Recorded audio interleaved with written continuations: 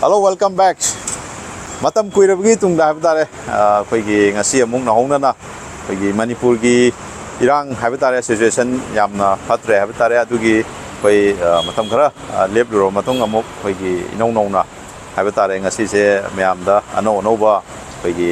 gari myam ama laibidagi myam gi damakta khallaga haiba video semjabane ado ngasi video se khoi lairiba ngasi gari se makhalsu yame ko ado myam yapam su dum yaung gadrai na semja video na do yengmina se kari khoi gari laige habdo makha ta nai mathang musara age ahan badal lejare khoi Fortuner anouba se documentary yengbudu yam phajai aduga yamna khoi trending desu laiba gari makhal ni ko masi khoi kenone Manipur number ne aduga magi model sina 2019 gi odene aduga magi demand price na khoi 27 lakh ni ko ado masi khoi sengba khoi price di 40-50 gi range ta dum laiba gari oidoni ko maja ado yengche magi keno khoi manung su kumai tawge habdusu yengminaraga hapitang khangminase ado di sangasi ko manung dum ado yengdringeda khoi somna khange alto se mu yengje se alto LXI ne silver ni go Manipur number ne do masu ado masi 2009 gi oidone ado magi demand price na 1,60,000 smaina laigini ko maje ado gari dum yengbudum kara nungairi habitare ado masu kana tawse ma yengdringeda sigisu manungi interior semtang yengmine sigo khoi Fortuner je somna khandagi ni yengase gari dum sawbuni ko gari de yengo manungje adum premium segment de leba karinina dashboard ka je softest materials infotainment lo yaure aduga sigi leather wrap ngatani go adu seat su leather se dum yam phajana yauri go adu armrest kai ga digi wireless charging lo yam basidi loin koi premium segment de leba karin loin phajana lo yaure habadare manungas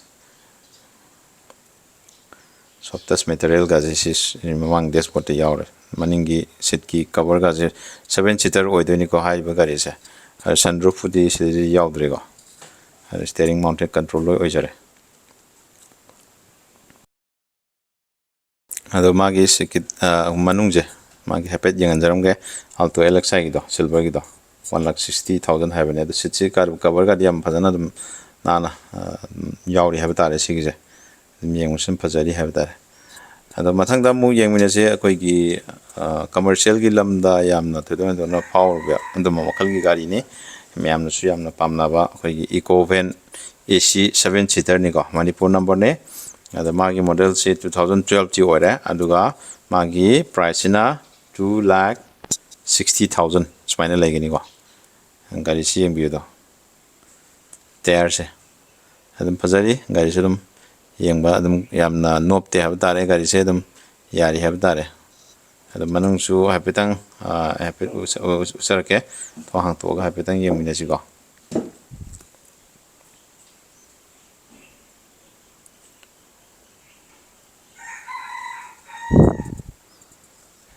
adam dashboard ka jedum nale leather seat ngatani go 7-seater ni oideni go adum su koi pisa tan bagi di yam nuai do ga mamakal gi gari ni go aduga mathang dana koi gi si loira matong da koi gi Bazzar na amale adu yengminara si Bazzar no habdu sida koi gi angang masugi sida khamiba si oideni go to haiba Bazzar si to koi diesel gi oidene aduga masu koi Manipur number ne adu magi model sidi khar nauri 2018 gi ni go 2018 gini aduga magi demand price na 5,50,000 ado 5,50,000 haje dum khara tadok tasin gi khudong sabu loina madum laigini ko ado masi alloy wheel ju ore masi adum yamna pamna sinaba gari sudum oi go manungi design jim mengbiro infotainment sida de kano di yaudre audio system oina yaure go seat leather seat ni yamna phajana dum yauri habdare to yam sanam nana lay gari se scratch kesu thedopa yam kaina ubo phangde aduga koi Bazzar loir matungda grand adu muk mathangdana grand i10 la grand i10 magna optional ni aduga assam number di oire aduga masi front look se sumaina ugani 2015 gi model oidoni ko alloy di oidre aduga masi magi maman hargadi demand price hargadi 3,20,000 oigini ko adum slightly khara tum tatok tasin tawui kudong sabal loina legini me adum lection biro simdi akoi thongje hang dre aduna ismain hapet la adum mapandagi dum usarai ko manung interior smaine ugani ko sit leather sit ne adum loina mak fari habtare sini magi kenose adum magi maning side ta yengana smaine urani megna na si thale ko ran I10 adugi si loira matung da koi gi matang dana koi gi Celerio VXI koi gray color duni sisu yamna dum phajaba gari ni mayamna pamna dum sinaba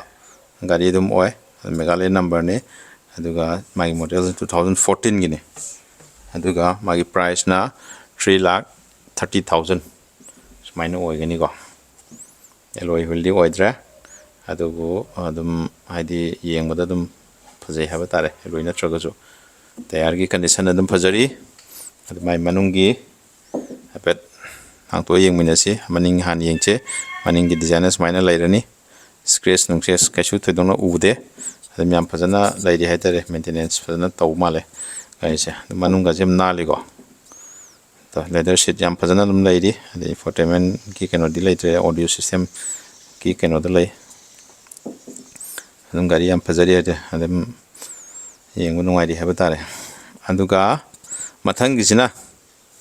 amuk Celerio ne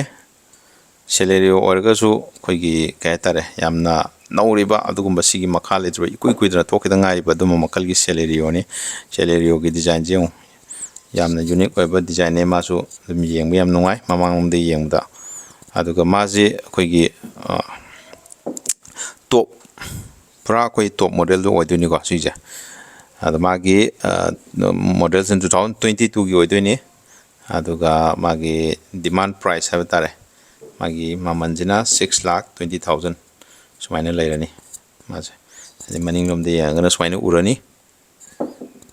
adum khara tatok tasina bidi dum yare adu maje first owner oibunina sigi first owner oitargadi gari se dum padana kaitare yamna smooth oina dum lai habitare first owner singe yamba adna yaring khidi use car law mutanda first owner je yaring khi first owner dum lobbi gadamni ko ida oije Fortuner duma dum first owner ne sima first owner ne ade first owner yaw singdai dum matang dum hajarake manung gi sum yeng si ko manung gi yam padana na na yawri ko infotainment touch loi yawre sida ju Apple CarPlay Android to oibne duga seat si ju padana yawri ko yam padana togle steering mounted controls dum oire sene koi gi kenose Celerio anouba adum mayam si kudong sabadum labiyo hanba lakumina dum kudong sabadum phangbiyo yengu gari si adum inok noriba gari ni yengu yam phajaba adu mathangda lakadori basi sigek mathangje koigi Creta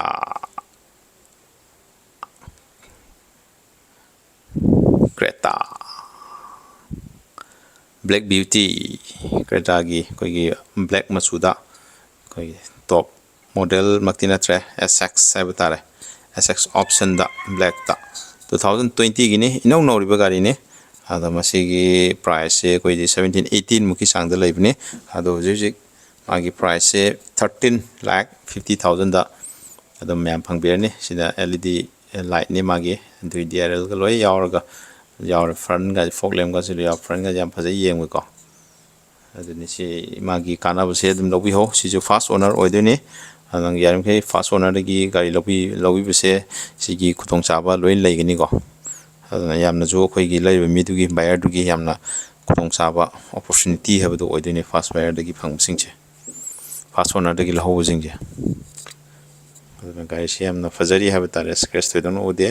yam shining yam lady gari je ko manung ju ye usarake manung ji yamna magi design yam phajaba makhal gi gari oidoni ko to yam nale ha batare infotainment touch screen armrest adegi loin everything is loin on goli le ra tare to infotainment adegi leather sheet ka jiyo loin yaw ra tare maning nom no so mu usarake ta ge maning ge wiper defogger adagi surfing antenna loimak loi yaure yingbada dum phajare haba tare aduga mathangdana lakadorisi ko Hyundai gi site gi Elantra sijo adum sisu yamna koigi sedan da haba tare yam phajaba gari makal ni ko silver color da ma 2013 gi model oidoni adu ma hairiba gari si yamna premium oiba gari makal ni sedan da go tayar ga jiyo phari alloy ni aduga turn indicator su koi orbim da dum yaujare adu magi demand price only 4 lakh yang manung ga jiyo premium yam thina oidra manung lek room ga jiya marang kaina go yaw go adu gari hairiba koi sedan gum gari sidi yamna premium oiba segment da yamba lae go dum gari yam phajai yeng go maning ga je pet usara ke to maning gi size light ki ken oga je system ga je among tan yaw go Elantra SX hoji akoi gi gari se makhatana hoi godown lom da mukhar le adu gi damakta som godown lom da gi thang usara ke na lakone godown lom da go ado joji alto K10 VXI sini go se koi manipur number su dum oire ado 2012 kini ado magi demand price na 2,25,000 smine oigani go mai si condition jene dum yeng biro yamna dum ubirani dagi tayar gi condition dum smine ubirani go ado manung gi soi habe tang ulake manung gi na smine lai gini ko maning gi na smine urani aduga sigi hek mathangda lakadusina alto LXI maroon na male maroon chile re sigi maroon je sin 2010 oiduni ko aduga magi price have the maman sina 1,95,000 smile le adum ya smile le ni ko ubire ko aduga magi maning smile le ni aduga magi manung jina hai petang serake smile le ni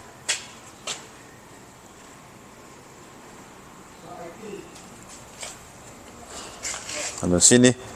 adum gari gi de yamba makhal di loina sure ha batare adu mathang da lakado sina adum akhoi gi SUV gi segment da leiba gari ni 2018 gi ni ZLX white color da bolero MN number ne Manipur gi ni adu magi price na adum condition din matung ina ha batare gari kem tori just gi brand anouba cha mana lai ko teraga price is 7 lakh smina high go ado dang tatok ta sin gidudi dum haina bagi makha pona khara tatok ta sin gidi khung jaba dum lai gani na high go sine manung ga yam nali he jide mong tare he tare smina lai gani he tare ado si makha tar da mok khoi si jo khoi bolero segment da level sina commercial gi line da sina ba ya ba gari makhal ne bolero camper power setting 4x4 oh 4x4 su oi hal tare aduga sisu khoi gi Manipur showroom gi ne aduga owner su first owner mo oiba lere adu magi khoi gi demand price hare ga di 6 lakh smile lere 2018 gi oidoni ko nung gari dum condition adum pari na aje ge Hariana sila manung gina ado set se kitang di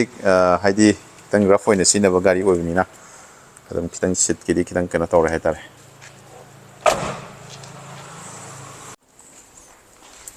aduga aroibda khoigi fat ti gari ne sina gari condition color yamna light oi yeng yam phaje do manung chu hapet ulake gari sidi thonga se weight am lei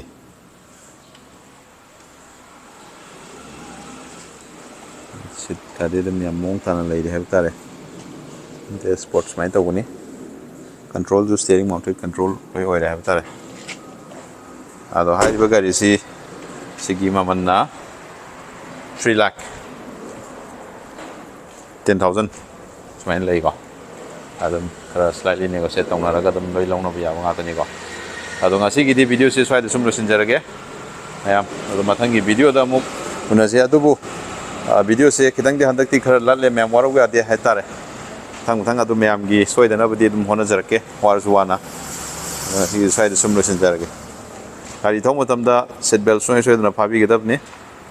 ga mesa thorog na helmet soi da na opi gedab ni